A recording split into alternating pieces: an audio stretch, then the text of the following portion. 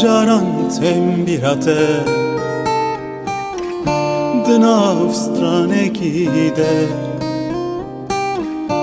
Ancî qedeha şereba